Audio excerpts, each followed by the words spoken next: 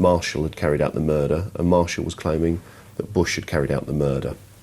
It's what the prosecution called a cutthroat defence, where you have two people suspected of a crime and they both blame each other. So they're effectively pointing the finger of blame at the co-defendant, and their legal team will be adducing all evidence that they can that blames the co-defendant. So effectively they're carrying out some of the role of the prosecution in a cutthroat defence, because they're blaming each other and that evidence gets presented to the jury.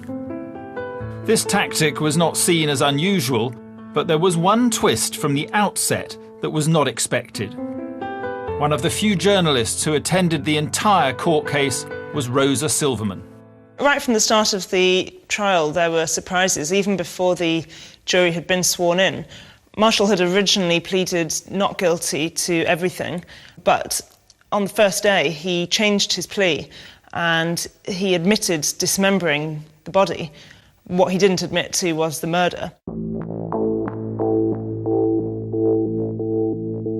Right from the start, we had a slightly bizarre situation where he had actually admitted cutting somebody up, but claimed that he was not guilty of murder.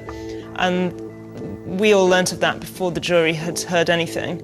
And then there were 3 more weeks in which Marshall maintained that while he had cut up the body, he hadn't actually been guilty of the murder. He seemed pretty impassive. He looked resolute. He looked like he was concentrating very hard. He was taking it all in. He looked very serious, but he didn't betray any emotion, and he didn't look at Sarah Bush at all. The lack of a rapport between them in court, the lack of any kind of noticeable eye contact or exchange of smiles or exchange of any words or anything at all, suggests that relations between them had frozen somewhat since they were arrested and held in custody.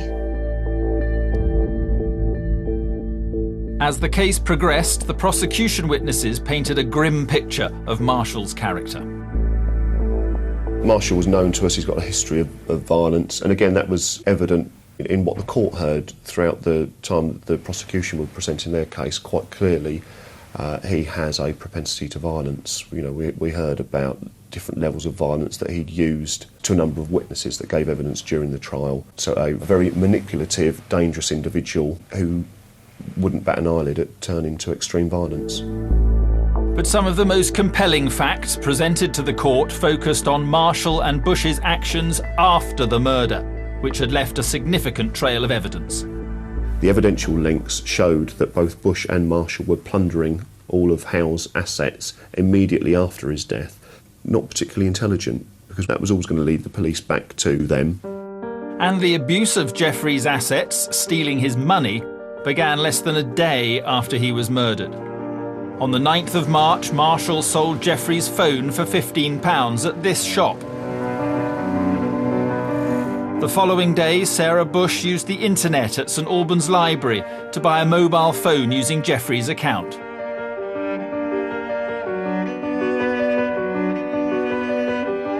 Clothes were purchased online using his name and bank details.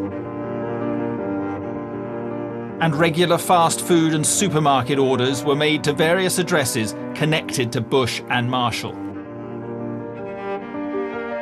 And then the pair got greedier. They started writing cheques to themselves from Jeffrey Howe's account, including one for £850 deposited in Bush's account on the 12th of March. A week later, Stephen Marshall was captured on CCTV, paying in a cheque for just under £100 from Jeffrey's account into his own. Then, on the 21st of March, Marshall sold Jeffrey Howe's car via an online auction. When they sold Jeff's car, they sold that to a non-suspecting member of the public. On the receipt was both Marshall and Bush's fingerprints, which was key, obviously, from an evidential point of view, as we built the case around them. And before he sold the car, Marshall swapped the registration plates with his own ones. He was later spotted driving away from a petrol station without paying for the fuel, in his car, now sporting Jeffrey's personalised number plates. About £5,000 is what Bush and Marshall had got away with, what they managed to access from Jeff's sort of personal accounts and so on, not a significant amount of money, and you know, it's just very difficult to comprehend how anybody can give that level of violence to carry out the murder and then the dismemberment afterwards. It's unbelievable.